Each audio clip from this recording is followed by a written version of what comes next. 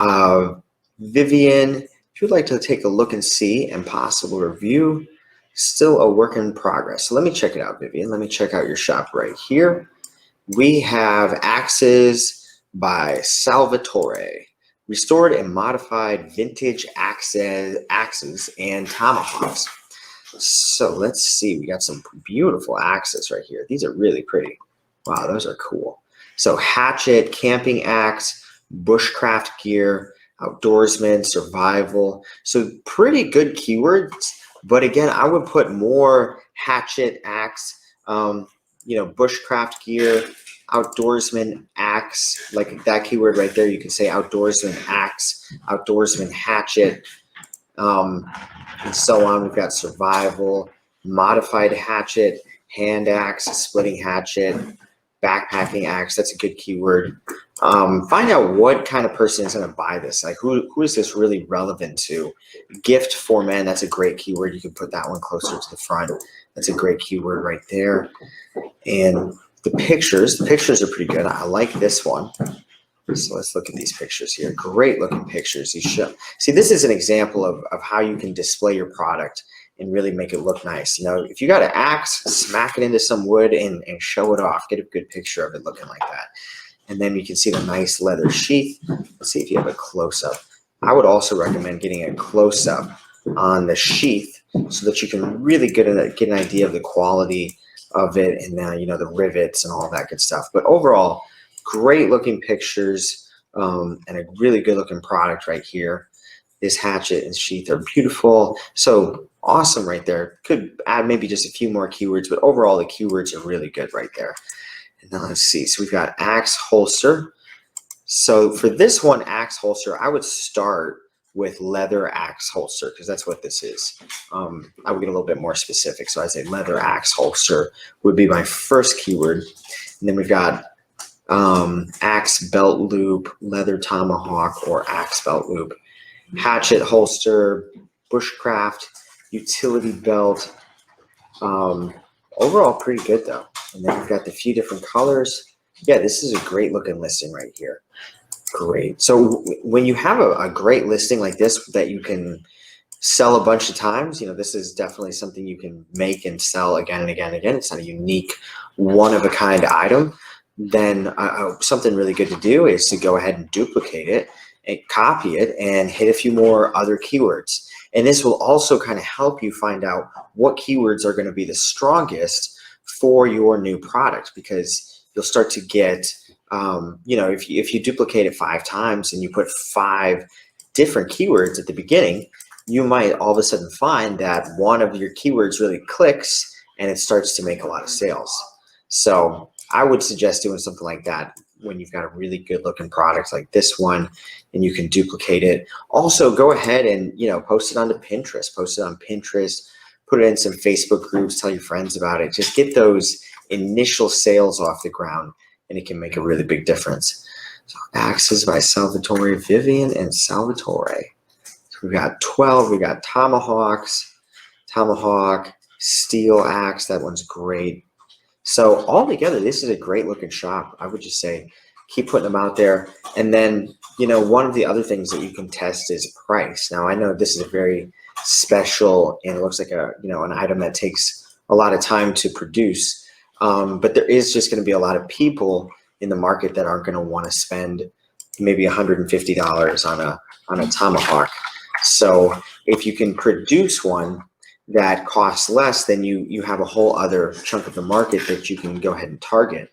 And you can see here, there are some really pretty ones, kind of like the ones I was just showing you, that are also in a similar price range, $115, $132. But if you can produce one to hit a lower price range, then you have a whole other branch of customers that you can reach, because there are going to be people that are just not willing to spend $200 or $150 on a camping hatchet.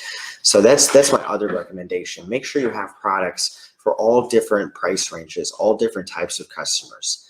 You know, if you can make a product that you can sell for $50 or even $30, that'd be great. And obviously, it's not going to be nearly as fancy and customized, or maybe it doesn't come with the sheet or something like that. But the more price ranges you can sell products in, the more opportunities you have to reach the customers in that part of the market. And it also goes for having higher price range. There's a lot of people that sell low price range products, and they should add a few products to their product line that are $150, $250 and beyond, because there's going to be people in the market that, you know, want to spend that kind of money on a product.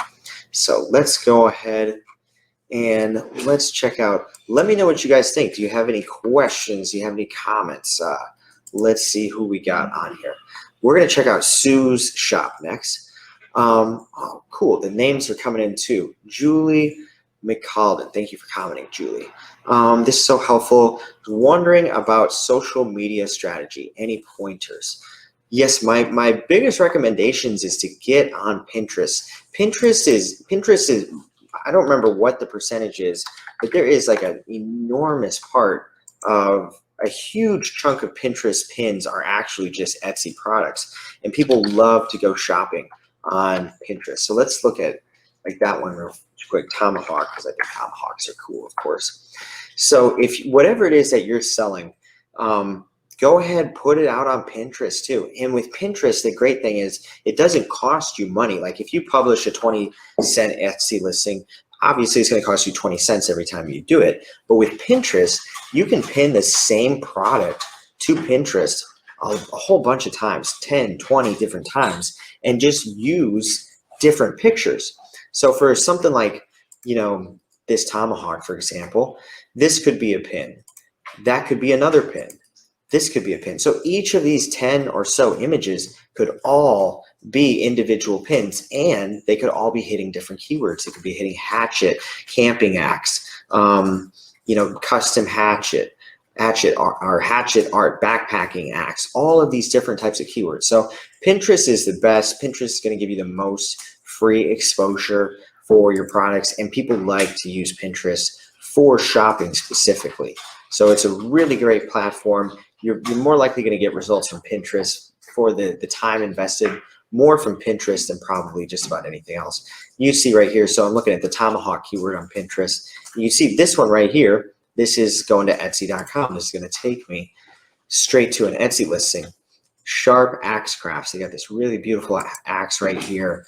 $169, and they made 404 sales. So they're getting these axes out there. They're selling them, and it looks like they're going to get some of that traffic from Pinterest. And look, this is another one also from Pinterest. Hello, just joined in. Thank you for joining. Can't see. I got to figure out how to get the names to sync on this thing. Somehow I got Julie's name there, but I can't get the other one. So this is another one. Forged Railroad Spike Tomahawk. That's really cool. And you can see, again, this is taking you to an Etsy listing. So I would say go put your products on Pinterest. A lot of Pinterest pins are sending people to Etsy listings. Here's another one, Etsy. You know, that's another one. That's Etsy right there. So if you're not on Pinterest yet, go put your products on Pinterest and then pin it with a lot of different keywords, a lot of different pictures. And that's where you can use all those lots of pictures. If you do a photo shoot and you take 20, 30, 40 pictures of a product, you can use them all. You can give them some life on Pinterest.